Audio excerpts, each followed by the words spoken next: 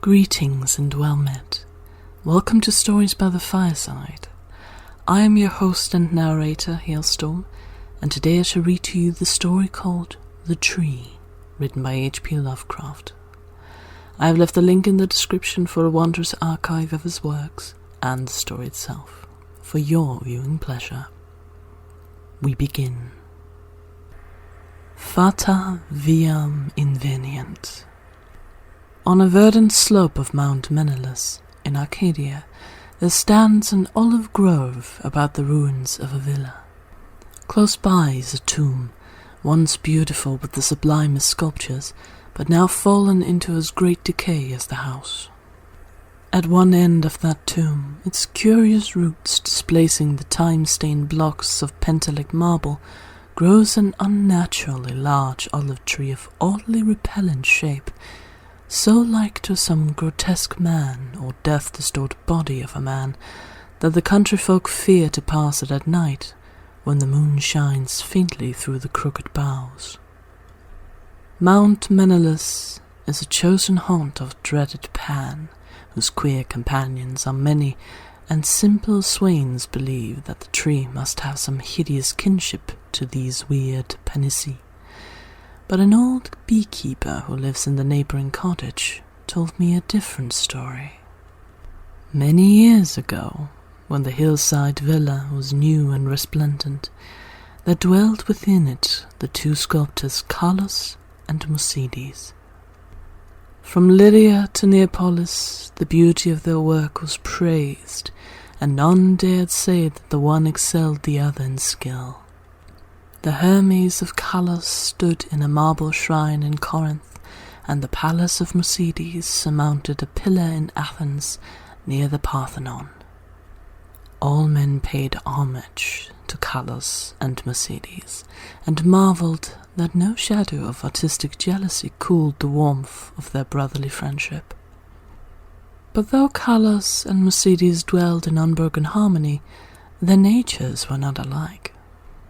Whilst Musides revelled by night amidst the urban gaieties of Tegea, Carlos would remain at home, stealing away from the sight of his slaves into the cool recesses of the olive grove. There he could meditate upon the visions that filled his mind, and there devise the forms of beauty which later became immortal in breathing marble. Idle folk indeed said that Carlos conversed with the spirits of the grove, and that his statues were but images of the fauns and dryads he met there, for he patterned his work after no living model. So famous were Carlos and Musides that none wondered when the tyrant of Syracuse sent to them deputies to speak of the costly statues of Tyche which he had planned for his city. Of great size and cunning workmanship must the statue be, for it was to form a wonder of nations and a goal of travellers. Exalted beyond thought would be he whose work should gain acceptance, and for this honour Carlos and Musides were invited to compete. Their brotherly love was well known, and the crafty tyrant surmised that each, instead of concealing his work from the other, would offer aid and advice, this charity producing two images of unheard-of beauty, the lovely of which would eclipse even the dreams of poets. With joy the sculptors hailed the tyrant's offer, so that in the days that followed their slaves heard the ceaseless blows of chisels. Not from each other did Carlos and Musides conceal their work, but the sight was for them alone.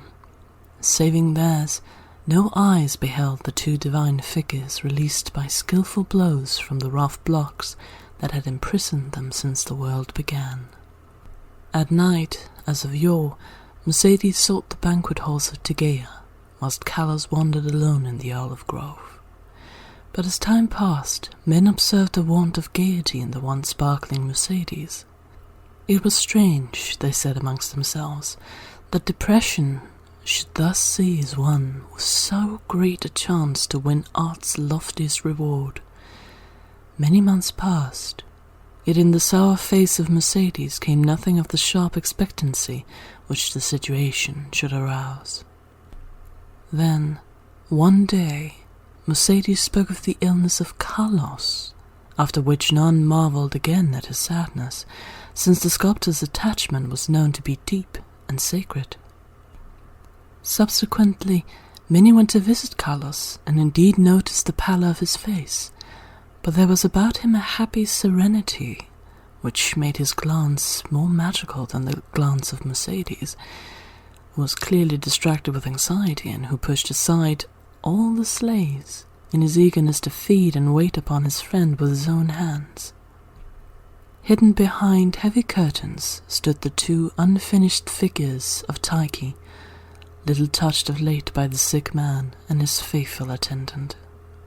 As Carlos grew inexplicably weaker and weaker despite the ministrations of puzzled physicians and of his assiduous friend, he desired to be carried often to the grove which he so loved. There he would ask to be left alone, as if wishing to speak with unseen things.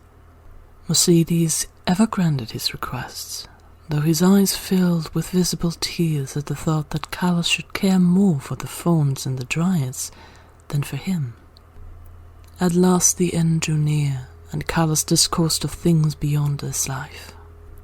Mercedes, weeping, promised him a sepulchre more lovely than the tomb of Mausolus, but Carlos bade him speak no more of marble glories. Only one wish now haunted the mind of the dying man, that twigs from certain olive trees in the grove be buried by his resting place, close to his head. And one night, sitting alone in the darkness of the olive grove, Carlos died. Beautiful beyond words was the marble sepulchre which stricken Mercedes carved for his beloved friend. None but Carlos himself could have fashioned such bas-reliefs, wherein were displayed all the splendors of Elysium. Nor did Mercedes fail to bury close to Carlos' head the olive twigs from the grove. As the first violence of Mercedes' grief gave place to resignation, he laboured with diligence upon his figure of Tyche. All honour was now his, since the tyrant of Syracuse would have the work of none save him or Carlos. His task proved a vent for his emotion, and he toiled more steadily each day, shunning the gaieties he once had relished. Meanwhile, his evenings were spent beside the tomb of his friend, where a young olive tree had sprung up near the sleeper's head. So swift was the growth of this tree, and so strange was its form, that all who beheld it exclaimed in surprise, and Mercedes seemed at once fascinated and repelled. 3 years after the death of Carlos, Mercedes dispatched a messenger to the tyrant, and it was whispers in the agora at Tegea that the mighty statue was finished. By this time, the tree by the tomb had attained amazing proportions, exceeding all other trees of its kind, and sending out a singularly heavy branch above the apartment in which Mercedes laboured. As many visitors came to view the prodigious tree as to admire the art of the sculptor, so that Mercedes was seldom alone. But he did not mind his multitude of guests.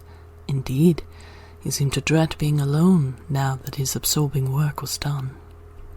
The bleak mountain wind, sighing through the olive grove and the tomb tree, had an uncanny way of forming vaguely articulate sounds. The sky was dark on the evening that the tyrant's emissaries came to Tegea. It was definitely known that they had come to bear away the great image of Tyche and bring eternal honour to Mercedes, so their reception by the proxenoi was of great warmth. As the night wore on, a violent storm of wind broke over the crest of Menelaus, and the men from far Syracuse were glad that they rested snugly in the town. They talked of their illustrious tyrant and of the splendour of his capital, and exulted in the glory of the statue which Mercedes had wrought for him. And then the men of Tegea spoke of the goodness of Mercedes, and of his heavy grief for his friend, and how not even the coming laurels of art could console him in the absence of Carlos, who might have worn those laurels instead. Of the tree which grew by the tomb near the head of Carlos they also spoke, The wind shrieked more horribly, and both the Syracusans and the Arcadians prayed to Iolaus. In the sunshine of the morning, the proxenoi led the tyrant's messengers up the slope to the abode of the sculptor, but the night wind had done strange things. Slaves' cries ascended from a scene of desolation, and no more amidst the olive grove rose the gleaming colonnades of that vast hall wherein Mercedes had dreamed and toiled. Lone and shaken mourned by the humble courts and the lower walls, for upon the sumptuous greater peristyle had fallen squarely the heavy overhanging bough of the strange new tree, reducing the stately poem in marble with odd completeness to a mound of unsightly ruins. Strangers and Tegeans stood aghast, looking from the wreckage to the great sinister tree, whose aspect was so weirdly human, and whose roots reached so queerly into the sculptor's sepulchre of Kalos. And their fear and dismay increased when they searched the fallen apartment, for of the gentle Mercedes and of the marvellously fashioned image of Tyche no trace could be discovered.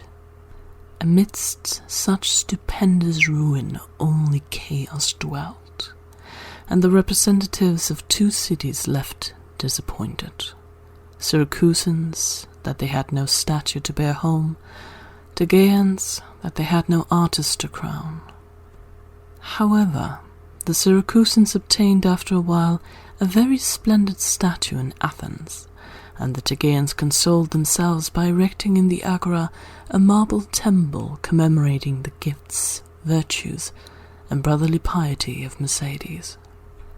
But the olive grove still stands, as does the tree growing out of the tomb of Kalos, and the old beekeeper told me that sometimes the boughs whisper to one another in the night wind, saying over and over again, Iotha, Iotha, I know, I know.